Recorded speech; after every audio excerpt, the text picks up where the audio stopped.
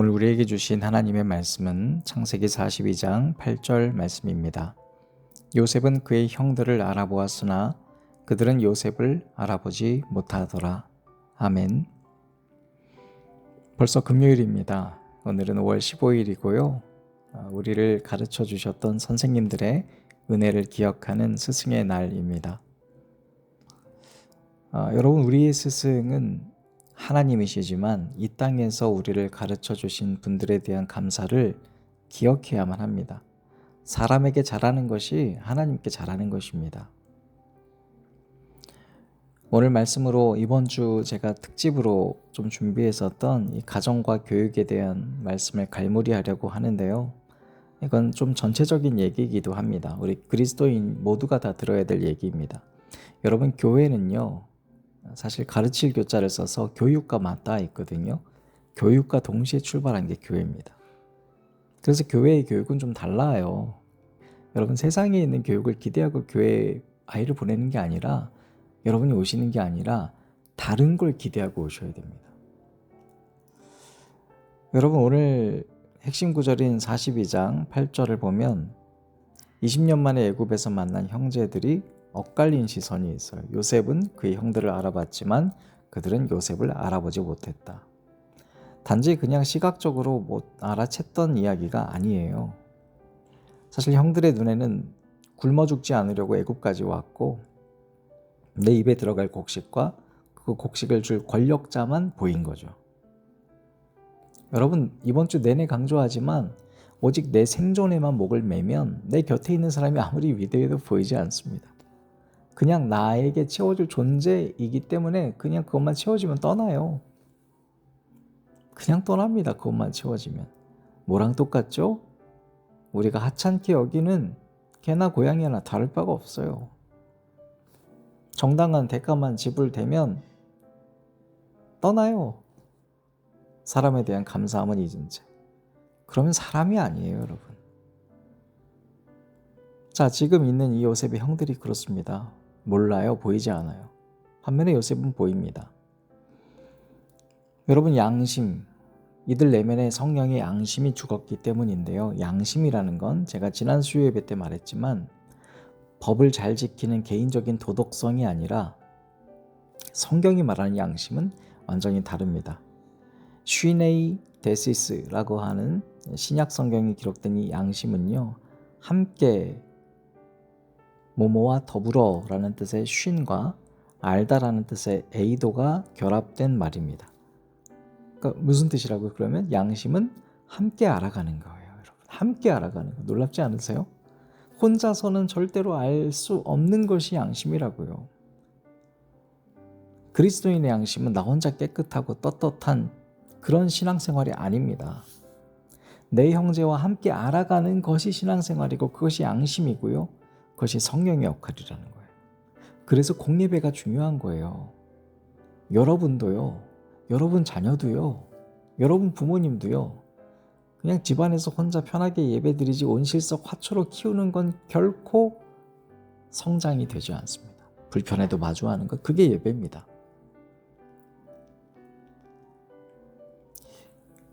제가 지난번에 달꿈에서 만났던 달꿈에서 교육을 했었던 친구의 어머니 얘기를 좀 들었습니다. 그 어머니는 암투병 중이셨거든요. 그리고 자녀는 발달장애가 있었어요. 그런데 이제 오랜만에 만나 뵀는데 이제 암투병 생활이 참 길고 힘들었었어요. 그래서 마음이 좀 아팠어요. 너무나 힘든 과정을 거치셨겠구나. 근데 이분이 암투병 하시는 교우님들과 같이 나누는 그런 모임이 있는데 이제 그 카톡방이나 이런 곳에 기도 제목도 나누고 서로 위로를 하는 그런 곳이죠. 거기에 이제 9분인가 이제 그 몇몇 분이 있다가 한 분이 소천하셨대요. 근데 원래는 당사자만 모인 모임이지만 그 소천하신 분의 어머님이 들어오길 원해서 이제 들어오셨습니다. 그리고 이제 여러분 혹시 소식을 들었는지 모르겠지만 작년 12월쯤에 영화감독 김창민 씨가 경기도 구리시에 자신의 아들인 발달장애 아들과 식당에서 밤 12시에 식사를 했어요. 왜 밤 12시일까요? 그 시간엔 사람들이 별로 없으니까 사람들 눈을 피해서 사실 식사를 한 거거든요. 이걸 봐도 우리가 얼마나 힘들게 살았는지 알겠죠. 그런데 옆에 테이블 5명의 사람들이 좀 시끄럽다고 싸움이 나서 이 아버지를 아들이 보는 눈앞에서 집단 폭행을 하고 결국 죽였습니다. CCTV까지 찍혔는데 사회가 너무 조용한 거예요. 가해자들은 오히려 조롱하듯이 유튜브에 올리기도 하고, 근데 경찰은 수사를 했는데 지지부진이고. 그래서 이 사건을 위해서 이 어머니께서, 달꿈이 오신 어머니께서 같이 투쟁하시고 오체 투쟁을 이제 우리 국회 앞에서 하셨습니다. 그 얘기를 이제 우리 암 환자들이 있는 그 방에다 또 올리면서 같이 서로 위로를 주고받기 위해서 올린 거잖아요. 고통당한 자는 고통당하는 자의 아픔을 알 것이 당연하니까. 그런데 새로 모임에 들어오신 그 소천하신 분의 어머니께서 어느 날 새벽 기도가 끝나고 부르시더랍니다. 잠깐 보자고.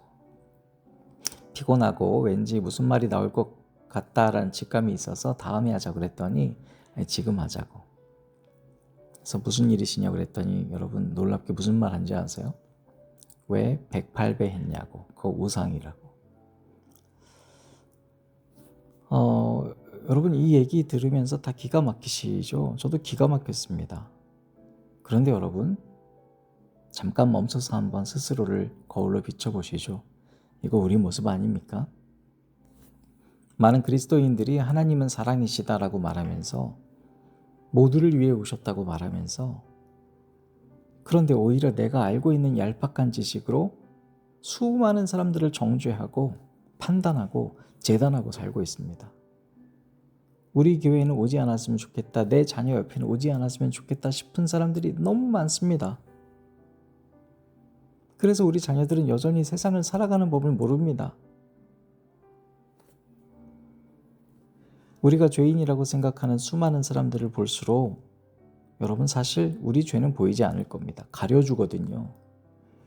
반면에 내 죄에 민감한 사람만이 남의 죄를 덮습니다. 결코 남의 죄가 나보다 크지 않거든요. 여러분 남을 비난하는 사람들은요, 우리 스스로를 한번 보시죠. 내가 지금 하지 않는 행동을 하는 사람들을 비난합니다. 술 안 마시는 사람, 나를 지키기 위해서. 그 사람은 술 마시는 사람은 쉽게 비난하고요. 담배를 안 피우는 사람은 자신을 거룩하다 생각하면서 담배 피는 사람들을 정죄하고, 다른 종교인들을 그리스도의 이름을 빌어서 정죄하죠. 하나님의 이름을 빌어서 정죄하고 있어요. 여러분 그 안에 정말 사랑의 하나님이 있겠습니까? 그토록 말해도 예수님이 그렇게 얘기하셨어도 자꾸 죄를 먼저 말해요. 은혜가 먼저라고 하셨는데도. 사랑하는 여러분, 형들은 20년 전 구덩이에서 울부짖는 동생의 고통을 함께 알지 못했습니다. 슈네이 데시스 하지 못했습니다. 양심이 없었기 때문입니다. 그들의 양심은 철저히 이기적인 생존 본능에만 매몰되어 있었기 때문입니다. 사도 바울은 로마서 9장 1절에서 내 양심이 성령 안에서 나와 더불어 증언한다고 했어요. 양심은 성령이 직접 말하는 스피커입니다. 그래서 여러분 양심은 자꾸 우리를 힘들게 해요. 찌르고요. 귀찮게 해요. 나는 하기 싫은데 해야 되는 거예요. 성령님의 가장 핵심적인 역할이 뭡니까? 교통이잖아요. 그래서 우린 성령의 교통하심이, 그 교통이 코이노니아예요. 교회의 가장 중요한 요소 중에 하나죠. 성령님은 이기적인 내 존재로부터 끊어진 것을 이어주는 교통의 영이시라는 거예요. 첫 번째로 하나님과 우리를 연결시킨 것처럼 두 번째로 우리가 성령이 충만하다면 다른 이와 연결이 돼야 돼요. 자꾸 우리끼리 연결되는 게 아니라요.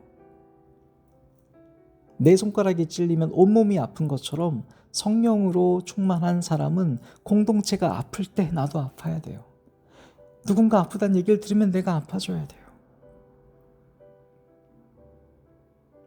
그때 비로소 우리는 요셉이 형들을 알아봤던 눈이 띄어지는 겁니다.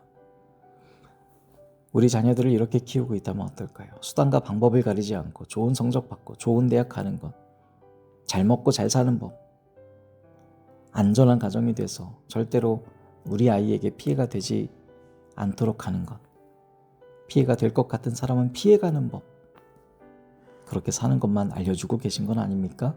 그러면 우리 아이 곁에 형제가 죽어도 무관심한 사람으로, 나중에는 교회가 무너져도 내일 아닌데, 옆 동네가 사라지고 그곳에 사람이 죽어도 피눈물 흘리지 않는 사람이 될 수밖에 없습니다. 여러분, 그것은 교육이 아니라 사육입니다. 오늘은 세종대왕의 날이래요. 여러분, 자녀들을 다 세종대왕처럼 키우고 싶다고 하실 거예요. 세종대왕이 한글 창제하면서 훈민정음 해례본 서문의 첫 구절을 이렇게 기록했습니다. 어리석은 백성이 이루고자 할 바가 있어도 마침내 제 뜻을 피지 못하는 사람이 많다. 내가 이를 불쌍히 여겨. 여러분, 솔직히 한글 필요 없어요. 귀찮게 뭐하러 만들어요. 한자 너무 잘 알고 있는데. 그런데 위대한 리더는 뭡니까? 억울하게 매를 맞고 억울한 일을 당해도 하소연할 길이 없고 법과 제도도 없었던 가장 무지하고 약한 백성의 편에 서서 그들과 연결돼서 그들의 언어를 만들어줬던 긍휼이고 사랑입니다. 사랑하는 여러분, 말씀을 맺습니다. 십자가 앞에 엎드려 성령의 은혜부터 구하십시오. 결단해야 됩니다. 주일엔 아이들이 공동체를 배울 수 있도록 교회 보내시고요. 세상에선 지식이 아닌 지혜를 배울 수 있도록 하나님께 여러분이 먼저 내어드리시고요. 온실 속의 화초가 아니라 세상 바깥에 햇볕을 쬐 수 있도록 도와주시고요. 양심 있는 사람이 될 수 있도록 고통당하는 자들이 있다면 그곳에 보내세요. 저는 이런 스승이고 싶습니다. 저는 이런 교사이고 싶고 이런 목사이고 싶습니다. 여러분이 마음에 들지 않더라도 제 편의를 위해서가 아니라 제가 불편하더라도 우리 가정과 우리 교회가, 그리고 우리 교회 이 말씀을 듣는 모든 교우들이 단순히 지식으로 똘똘 뭉쳐진 로봇 같은 사람이 아니라 타인의 아픔을 함께 공감하는 성령의 양심을 길러내는 거룩한 못자리를 만들어가고 싶기 때문입니다. 여러분, 이번 주 토요일에 정릉골 바자회에 있습니다. 우리 교회가 주도하지 않습니다. 그래서 갑니다.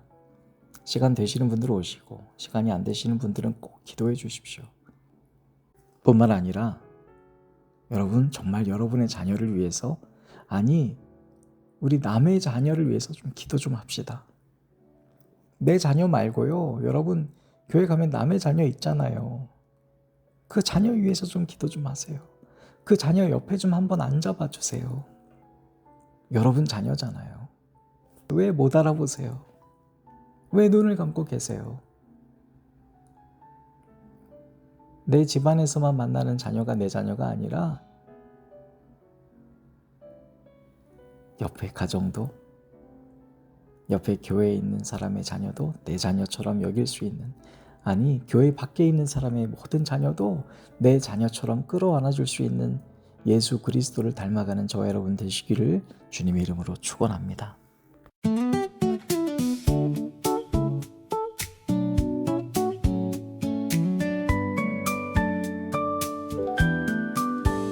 다른 나뭇잎의 색이 되고 싶어.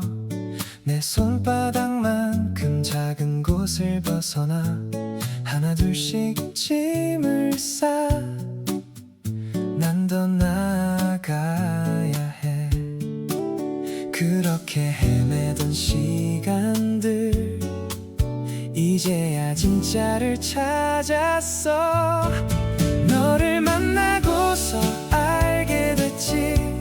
전부인 줄 알았던 전부가 아닌 것들. 너를 느끼고 나서야 보았지. 내 눈이 멀었다는 걸. 비로소 멀었던 눈이 뜨였네.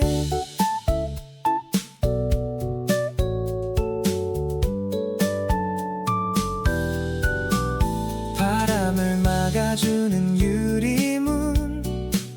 정말 여긴 따뜻하구나. 뭘 걱정해, 뭐든 다 할 수 있어.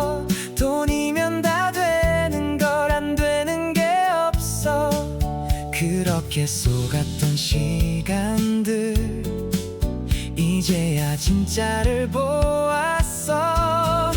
너를 만나고서 보게 됐지.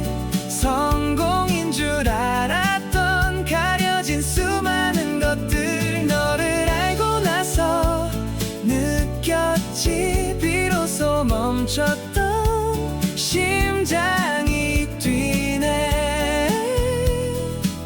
심장이 뛰니 눈이 보이네. 비로소 눈을 뜨고 너를 보네.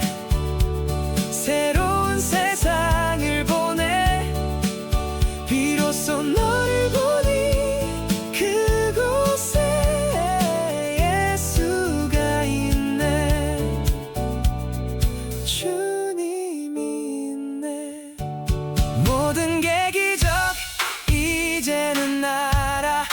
내 삶이 기적 모든 것이 감사. 너를 만나고서 보게 됐지. 비로소 멈췄던 심장이 뛰네. 심장이 뛰니 눈이 보이네. 내 삶이 기적 모든 것이 감사.